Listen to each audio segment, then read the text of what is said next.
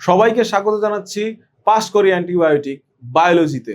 আজকে আমরা পড়বো উদ্ভিদ বিজ্ঞানের একটি অধ্যায়, নগ্নবীজি এবং আবৃতবীজি উদ্ভিদ। এটা খুবই গুরুত্বপূর্ণ একটি চ্যাপ্টার। এটার মধ্যে থেকে প্রায় নৈবেত্তিক আসার সম্ভাবনা অনেক।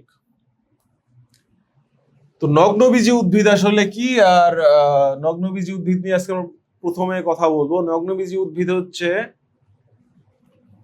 প্রথম বৈশিষ্ট্য, গর্ভাশয় নেই। মানে নগ্নবীজি উদ্ভিদে কখনো ফল হয় না। ফল কি? ফল হচ্ছে আপনার পরিপক্ক নিষিক্ত গর্ভাশয়, সেটাই হচ্ছে আপনার ফল। যেহেতু ওর গর্ভাশয়ই নাই, তার মানে নগ্নবীজি উদ্ভিদে ফল হয় না, বীজ নগ্ন থাকে। নর্মালি তো ফলের মধ্যে বীজ থাকে, কিন্তু ওর বীজ থাকে নগ্ন, এই জন্যই ওরে বলে নগ্নবীজি উদ্ভিদ। বীজ নগ্ন অবস্থায় থাকে, ফল হয় না। অধিকাংশ চিরসবুজ এবং কাঠজাত। উদাহরণ হচ্ছে cycas, pinus, ginkgo biloba. Living fossil, living fossil কোনটা? গিঙ্কো বিলোবা। আর সাইকাস কি? সাইকাস হচ্ছে কম উদাহরণ সবচেয়ে, যে নগ্নবীজি উদ্ভিদের। সাইকাস নার্গলাসের মতো। একটা জিনিস মনে রাখবেন, পৃথিবীতে সবচেয়ে বড় শুক্রাণু হয় হচ্ছে আপনার সাইকাসে। সবচেয়ে বড় শুক্রাণু সাইকাসে থাকে। উদ্ভিদ জগতে সবচেয়ে বড় শুক্রাণু বা বহু ফ্লাজেলা যুক্ত শুক্রাণু হচ্ছে সাইকাস। নরমালি মানুষের স্পান দেখছেন যে একটা দৌড়ায়, কিন্তু একটা ফ্লাজেলা, একটা লেজ থাকে, কিন্তু বহু ফ্লাজেলা মানে ওর অনেকগুলো লেজ থাকে শুক্রাণুর সাথে। তো গুরুত্বপূর্ণ তো হচ্ছে যে পাম ফার্ন নামে পরিচিত কোরালয়েড রুট থাকে। কোরালয়েড রুট, এতে সহবাস করে অ্যানাবেনা, নস্টক, এগুলো হচ্ছে আপনার কিছু উপজীবী, মানে পরজীবী আর কি। পরজীবী এর উপর বেস করে বসবাস করে। কারা কারা? নস্টক আর অ্যানাবেনা। এর কারণ হচ্ছে নন পোরাস, ভেসেল নেই, এর মধ্যে কোনো ভেসেল নাই। আর ব্যতিক্রম হচ্ছে নিটাম, ভেসেল আছে। স্ত্রী জননাঙ্গে আর্কিগোনিয়াম ব্যতীত নিটাম থাকে। নিটাম হচ্ছে সবচেয়ে এর মধ্যে ব্যতিক্রম। পরাগায়ন বায়ুবাহিত, পরাগায়ন ঘটে। তো শুধু ফল ফুল কিছু নাই, বায়ু দিয়েই চলে। তারপর হচ্ছে আবৃতবীজি। নগ্নবীজি সম্বন্ধে জানলাম। আবৃতবীজি, এখন নগ্নবীজিতে কি ছিল? আপনার গর্ভাশয় ছিল না, এই কারণে ফল হইতো না, এই কারণে বীজ থাকতো নগ্ন, মানে খোলা, বাইরে থেকে দেখা যেত বীজ। এখন আবৃতবীজি জিনিস কি? ওর একটা গর্ভাশয় আছে, ওর ফুলের গর্ভাশয় থাকে, নিষেকের পরে ওইখান থেকে ফল হয়, ফলের মধ্যে বীজ থাকে। তার মানে কি? ওর গর্ভাশয় আছে। আবৃতবীজি উদ্ভিদের গর্ভাশয় আছে, ফল সৃষ্টি হয়।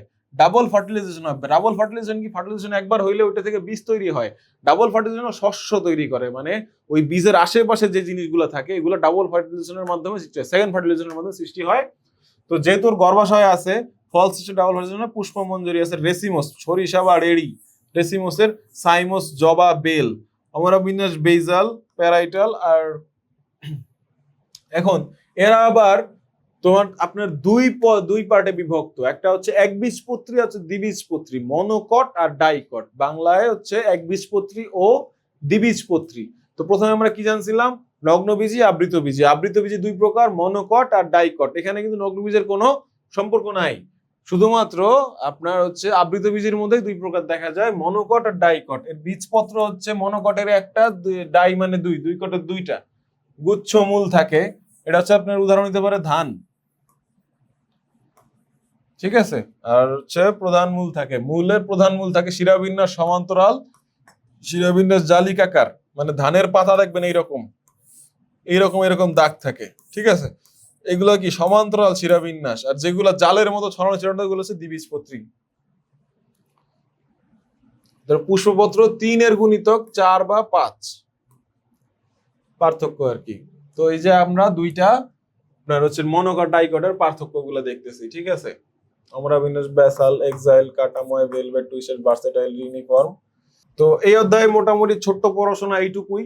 এটা নিয়ে আপনারা এটা যদি মোটামুটি বুঝতে পেরে থাকেন যে আপনার মনোকট কি, ডাইকট কি, তারপরে হচ্ছে আপনার নগ্নবীজি কি, আবৃতবীজি কি, তাহলে আপনার মোটামুটি এই অধ্যায়ের একটা প্রিপারেশন তো সম্যক ধারণা পেয়ে যাবেন। আর এর মধ্যে থেকে কোশ্চেন থাকা উচিত। এছাড়া এর বাইরে যে তথ্য আছে, বাইরে থেকে বেশি তথ্য যেগুলো আছে, এগুলো আমাদের অ্যান্টিবায়োটিক শিটের মধ্যে দেওয়া আছে। আপনি যদি রেগুলার প্র্যাকটিস করেন, অল্প কয়েকটা দিন পড়াশোনা করেন, তাহলে আশা করি কভার হয়ে যাবে। এখান থেকে কোশ্চেন আসলে অ্যান্সার করতে পারবেন।